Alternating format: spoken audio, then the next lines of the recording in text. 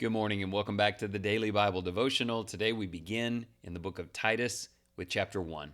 The Apostle Paul opens his letter by identifying himself as a servant of God and an apostle of Jesus Christ, sent to build faith and knowledge of the truth that leads to godliness.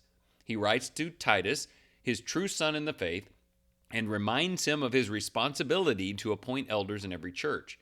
Paul outlines the qualification for elders, emphasizing that they must be blameless, faithful to their families, self-controlled, upright, and devoted to sound doctrine. These leaders must be able to encourage with the truth and refute those who oppose it. Paul warns about rebellious people with defiled consciences, especially those spreading false teachings for dishonest gain. He instructs Timothy to rebuke them sharply so that their faith may be sound and not corrupted by human commands. And that was the nature of false teaching. Teaching of self-interested, greedy ideas instead of the graceful truth. Leadership in the Lord's church is not about status or personality, but character and conviction.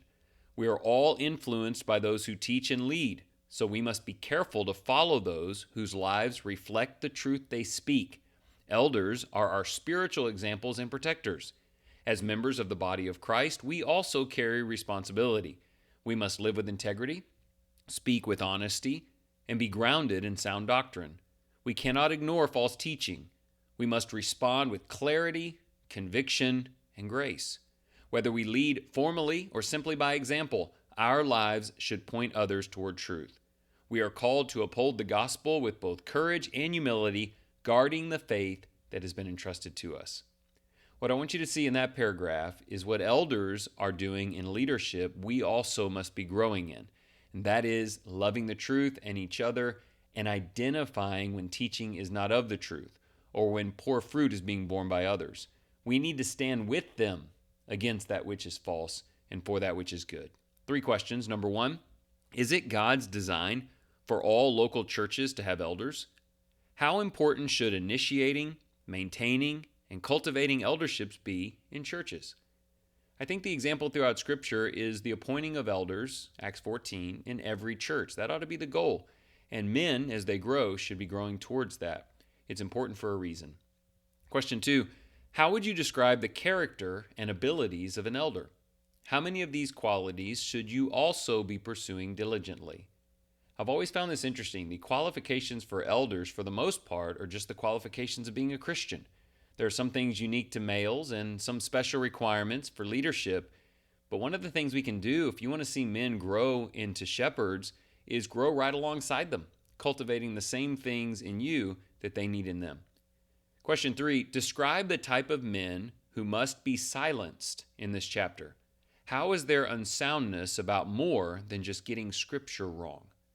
Now let me clarify, getting Scripture wrong is a mistake, but many of us may do that in our immaturity when we're trying to do what's right and we just don't get it. But there's something more going on with these guys, something super scary. What are those things that we should be looking for and certainly making sure don't exist in us? Let's finish with our prayer today. All-powerful Father, we thank you for the truth of the gospel and the calling to live lives that honor it. Help us to be people of integrity, consistent in our words and actions. Strengthen us to recognize what is false and to stand firm in what is sound. Guide those who lead among us to serve with humility, wisdom, and faithfulness. Teach us to reflect Christ in our homes, our communities, and our churches. May our character speak as clearly as our confession. Let us guard what is good, live without compromise, and be faithful stewards of the truth you have given us. Would you hang on to that phrase today? May our character speak as clearly as our confession. Do you believe in Jesus Christ as Lord? And is your life devoted to His cause? Great. Let's go out and show people what that looks like. I hope God creates great opportunities for you to do so today.